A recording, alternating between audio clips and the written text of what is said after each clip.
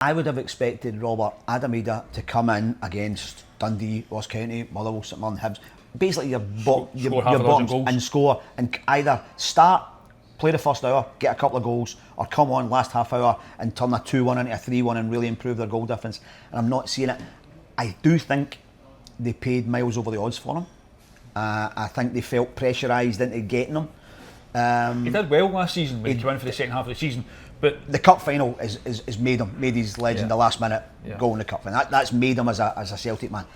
So they go and pay a lot of money for him, but I think he's limited in what he's doing. And I think the things that he was good at, I don't think he's doing. I don't think he's pressurising, because he's obviously totally different from Kyogo, isn't he? Kyogo's making those little runs. Yeah. Some of the stuff he did at Dingwall at the weekend was just top class.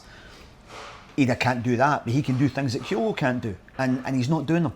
You remember when it was touted that that's who Celtic were going to sign, or when he came in on loan last season?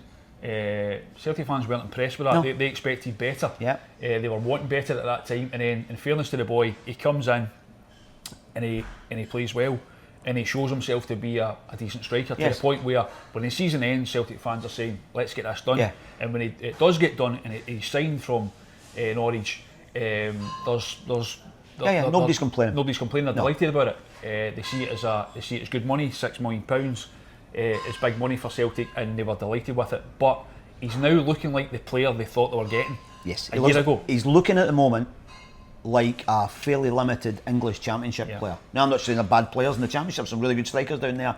But if you want somebody who's going to come in and help you progress in Europe, he is not doing that at the moment. I don't think at the moment, if you said to yourself, you're at Villa Park and it's coming down to the tickly bit, and you've got to get a point or whatever, and they can bring on John Duran for Watkins, and you're bringing on Adam Idah for Kyogo, I know who's getting the better deal off the bench, and he's got to be better. You would expect that to be the case. But you know what I'm saying though. But in proportion to where Celtic are, they need more out of a guy like Adam Idah.